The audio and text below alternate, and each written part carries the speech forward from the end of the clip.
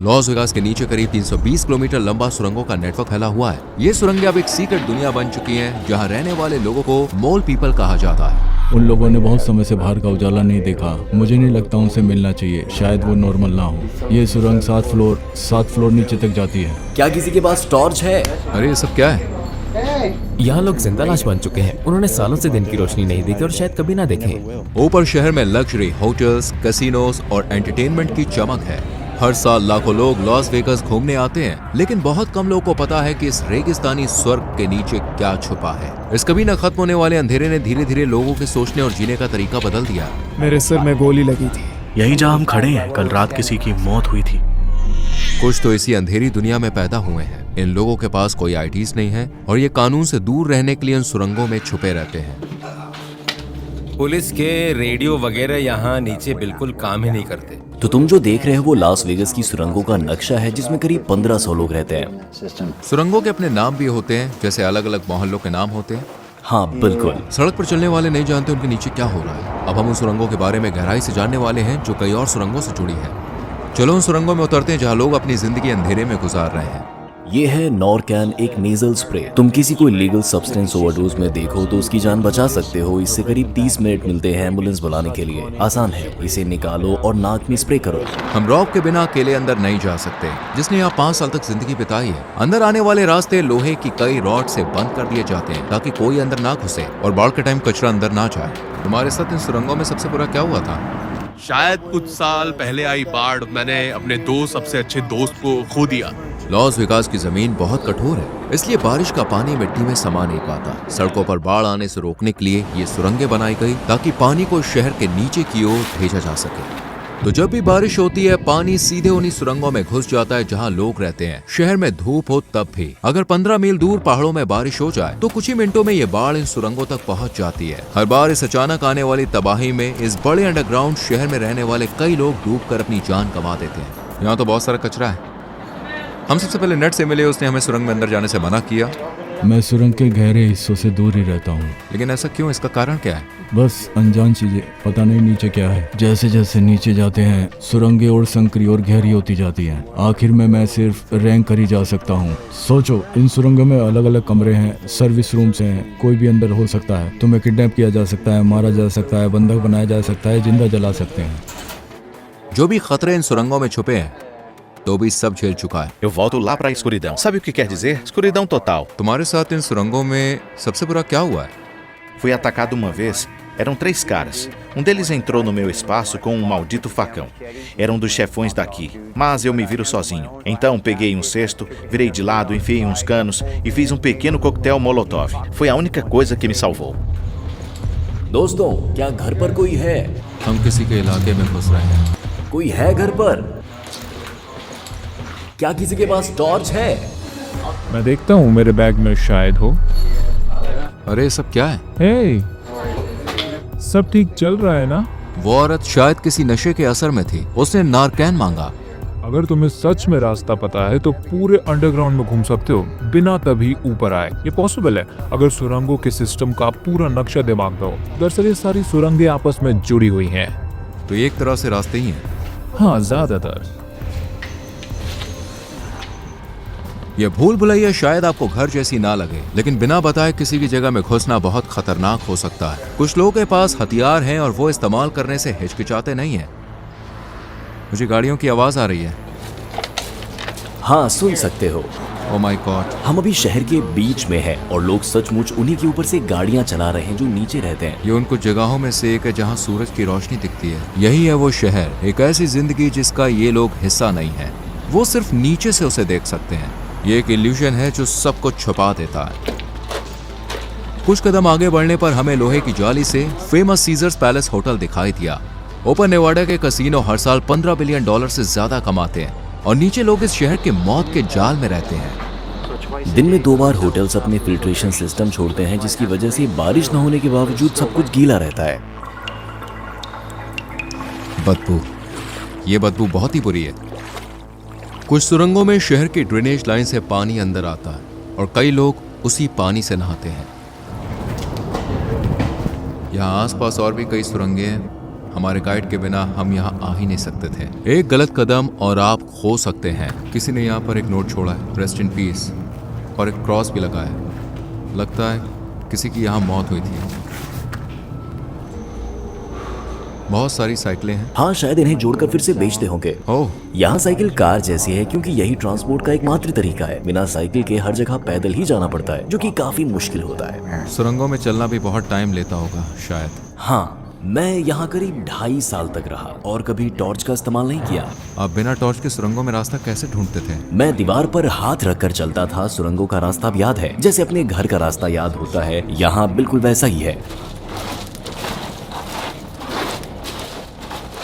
क्या वो टोनी है? हाँ, जब मैंने सुरंग में गूंजती आवाज सुनी तो कुछ अलग महसूस हुआ था। ये अंधेरी और गीली सुरंग जो मुझे डराती थी, किसी के लिए उसका घर थी, जहां वो खुद को सबसे ज्यादा सेफ महसूस करते हैं। वो रहा टोनी। पहली नजर में उसका इलाका कबाड़ लगता है, लेकिन टोनी के लिए हर चीज उसकी जिंदगी से जुड़ी जरूरत है।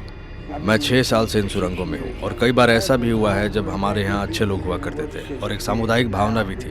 लेकिन अब यहाँ कुछ ऐसे लोग आ गए हैं जिन्हें अपने अलावा किसी और चीज़ की परवाह नहीं। वे बस गुंडे हैं। वहाँ एक पागल ने बस ऐसी ही आग लगा दी क्योंकि वो बड़ा बदमाश बनना चाहता था। आग से टोनी को कुछ नहीं हुआ, लेकिन उसकी बिल्ली लगभग मर ही गई थी।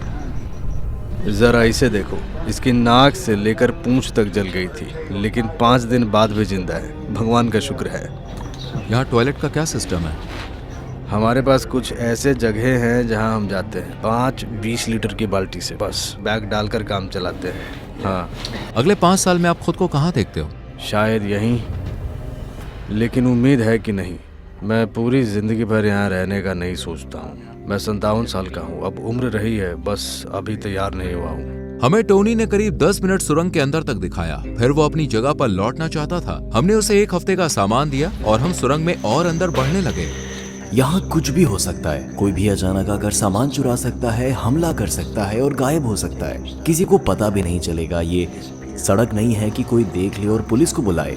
यहाँ नीचे एक अलग दुनिया है जहाँ कभी भी कुछ भी हो सकता है। अभी यहाँ शांति है, लेकिन 2 घंटे में अगर कोई गलत इंसान आ जाए तो ये जगह नर्क बन सकती है।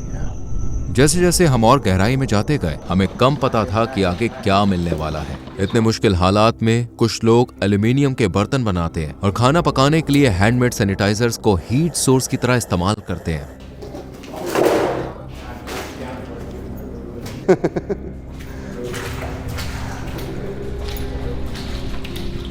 यहाँ बहुत चूहे हैं। हाँ, बहुत है। आगे किसी की आवाज गूंजी और हम उसकी तरफ बढ़े। मैं पूरी तरह पागल हूँ। माँ से मिलने वेगास आई थी और यहाँ एक लोकल से प्यार हो गया, इसलिए फिर हम यहाँ आ गए। अब यही लोग मेरा परिवार है। आप कितने टाइम से वैसे नीचे हो?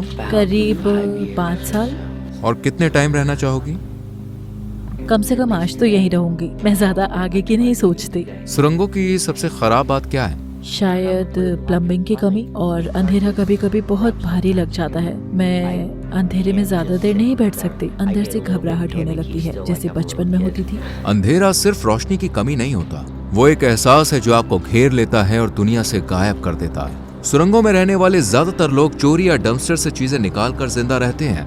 यहाँ कुछ लोग खजाने की खोज में लगे रहते हैं, जैसे केबल और तांबे के सिक्के इकट्ठा करना। क्या आप भी ऐसे ही करते हैं? मैं तो नशे में धुत टूरिस्ट का छोड़ा हुआ सामान उठाती हूँ।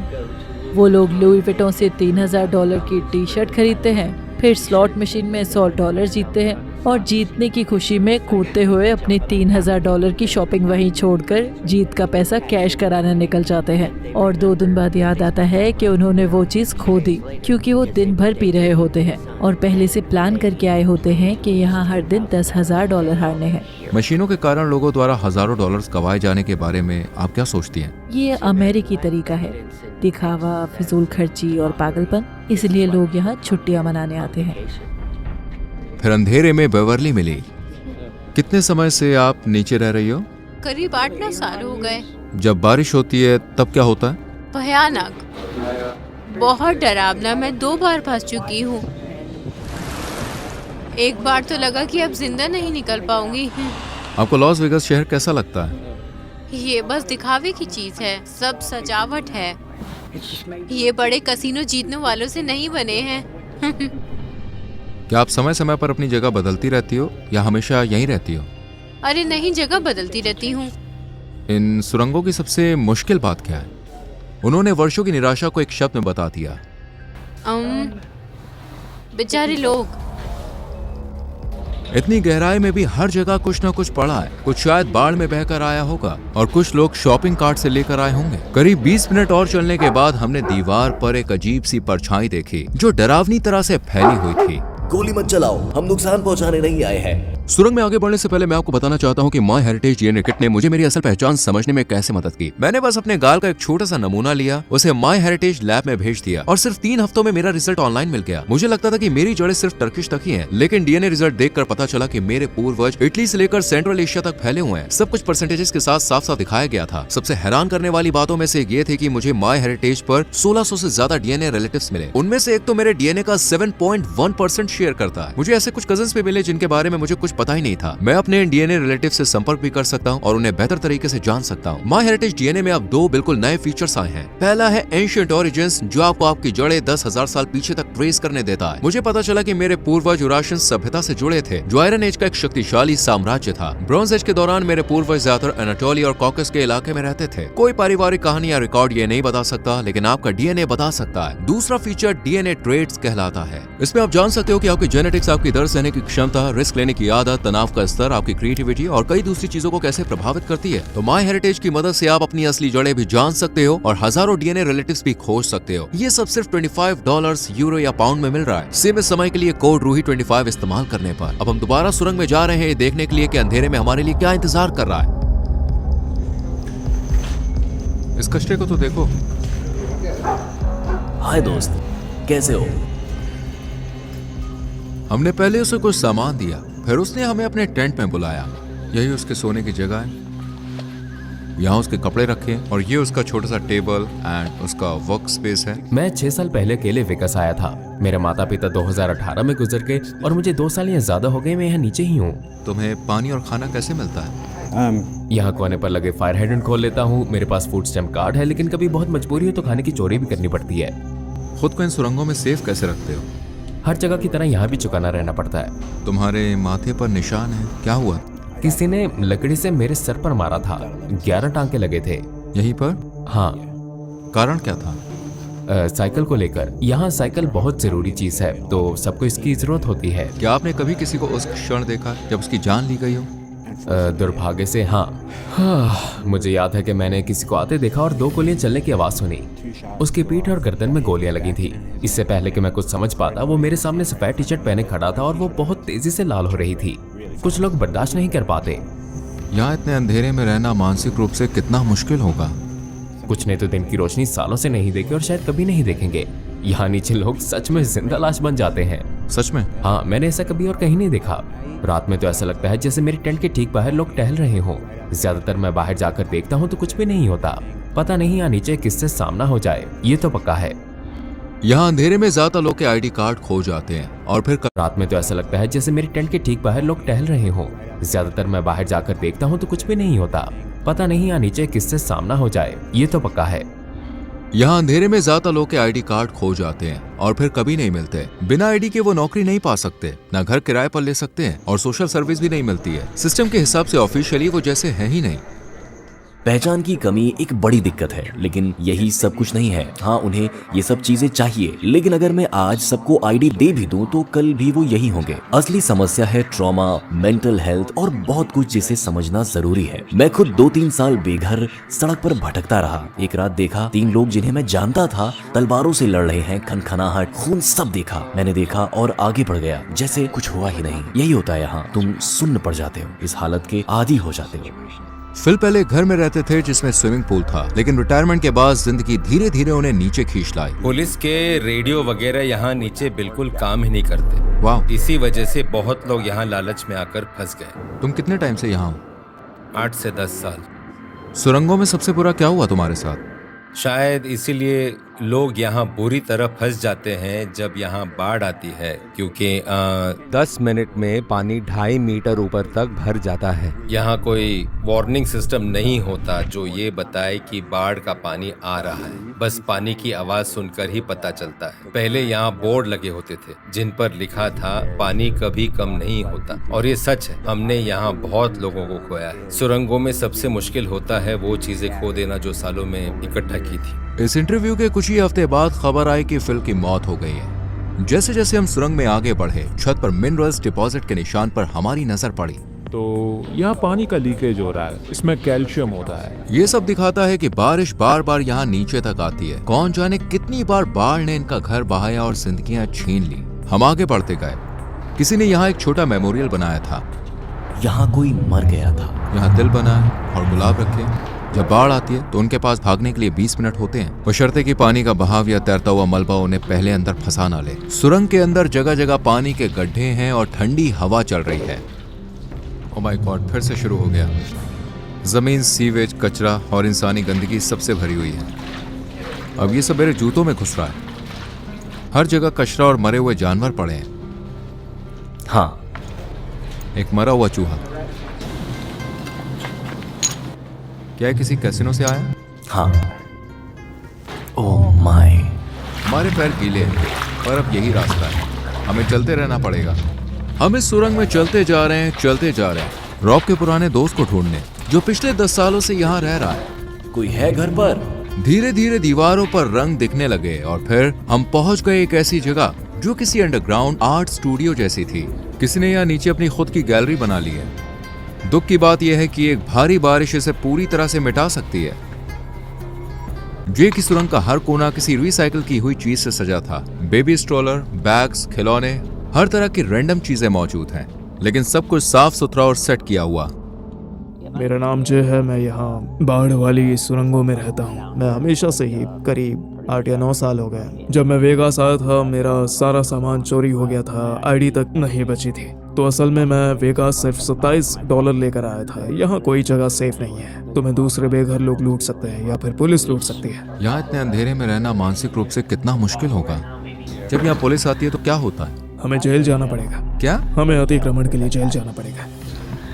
ये स्टेट प्रॉपर्टी है क्योंकि ये फ्लड जोन है। किसी भी बात पर वो जेल भेज देते हैं। मुझे बुलेवार्ड पर खड़े होने के लिए भेज दिया था। ये लोग नापसंद किए गए लोग हैं। सरकार ने इन्हें हर जगह से बैन कर दिया है। लोग इन्हें संभावित अपराधी समझते हैं, लेकिन जी अब इस कलंक से थक चुका है। समय के साथ उसने जीने का तरीका सीख लिया है। यहाँ खाना और पानी बहुत कम है। पीछे थोड़ा पानी है लेकिन वो बहुत गंदा है। मैं ज्यादातर वही खाता हूँ जो लोग छोड़ते हैं। जो भी चीज यहाँ देख रहे हो वो सब मुझे कचरे में मिली है। आप यहाँ नहाते कैसे हो? बस 5 लीटर की बाल्टी से। अगर आप बुरा ना माने तो बताएंगे, आपकी आंख को आखिर हुआ क्या था? हाँ, मुझे 45 कैलिबर की गोली लगी थी। ज्यादा याद नहीं मुझे। आपके साथ यहाँ सबसे बुरा क्या हुआ? मेरे पीछे अजीब चीजें लगी रहती हैं, जैसे कोई भूत मेरे पीछे पड़ा हो। और मैंने शैतान देखे जो सामान को हिला देते हैं, गायब कर देते हैं। जैसे मैं अपने बिस्तर पर होता हूँ तो बिस्तर हिलने लगता है। वो लोगों की आवाजें भी नकल करता है या बाहर से किसी और की आवाज में सुरंग में मेरा नाम पुकारता है। तुम बस पीछे जाकर 15 मिनट बिना टॉर्च के खड़े रहो, फिर बताना मुझे कैसा लगा। तुमने असल में क्या देखा था? वो इंसान जैसा दिखता है, बहुत पतला है, करीब 6 फुट 5 इंच। उसकी नुकीली नाक है और हाथ पैर नहीं। बहुत ही स्मूथ तरीके से चलता है। पूरा अंधेरा हो तो भी बिल्कुल साफ दिखता है, क्योंकि वो अंधेरे से भी ज्यादा काला है। उसके आने से तापमान अचानक गिर जाता है। आपका फ्यूचर का प्लान क्या है? 10 साल बाद आप खुद को कहाँ देखते हो? मरा हुआ पता नहीं। सच कहूँ तो हर इंसान बस 2 पेचक दूर है बेघर होने से। हर सुरंग की अपनी पहचान है। बस ये इस बात पर निर्भर करता है कि वहाँ कौन रहता है। यहाँ बहुत सारी सुइयां पड़ी हैं। ओह, कितना गंदा है। यहाँ की जिंदगी कैसी है? ये जिंदगी नहीं है। क्या आपकी अपने परिवार से बात होती है? थोड़ी बहुत। वो लोग सोचते हैं तुम अभी क्या कर रहे हो? वो पूछते ही नहीं। इन सुरंगों में आने से पहले क्या करते थे? इस स्थिति में आने से पहले सब नॉर्मल था। मैं एक फैमिली मैन था। 2 बेटे हैं, 1 बेटी। वो लोग अभी भी बाहर रहते हैं। मेरा बेटा पिछले महीने 17 साल का हुआ। आखिरी बार उन्हें कब देखा था? 10 साल पहले। इन सुरंगों में आपके साथ सबसे बुरी घटना क्या हुई? यहीं जहां हम खड़े हैं, कल रात किसी की मौत हुई थी। कल रात? कल रात। कैसे? ओवरडोज से। जिंदगी बहुत कीमती और छोटी है। अमेरिका में हर 10 में से 7 लोग महीने की सैलरी पर जीते हैं। बस किसी तरह गुजारा चल पाता है। ज्यादातर के लिए एक अचानक आया खर्चा ही उनकी फाइनेंशियल स्टेबिलिटी को खत्म कर देता है। ओ माय गॉड, हम सुरंग के अंदर थे और आप देख सकते हैं उस तरफ से सीजर पैलेस दिख रहा था। यह सच में एक ड्रामा है। अगर आप भी इन सुरंगों में थोड़ी रोशनी लाना चाहते हो तो शाइन अ लाइट फाउंडेशन को डोनेट कर सकते हैं। और हाँ, ऐसी ही और डॉक्यूमेंट्रीज के लिए हमारे YouTube चैनल को सब्सक्राइब करना ना भूलें। माय हेरिटेज की मदद से आप अपनी असली जड़ें भी जान सकते हो और हजारों डीएनए रिलेटिव्स भी खोज सकते हो। ये सब सिर्फ $25 यूरो या पाउंड में मिल रहा है, सीमित समय के लिए। कोड रूही 25 इस्तेमाल करने पर डिस्क्रिप्शन के लिंक पर क्लिक करें या QR कोड स्कैन करें और पूरा बंडल पाएं। इसमें डीएनए किट, फ्री शिपिंग और 30 डेज फ्री ट्रायल शामिल है। आप ये किट खुद के लिए ले सकते हैं या छुट्टियों में किसी फैमिली मेंबर या फ्रेंड को गिफ्ट कर सकते हैं।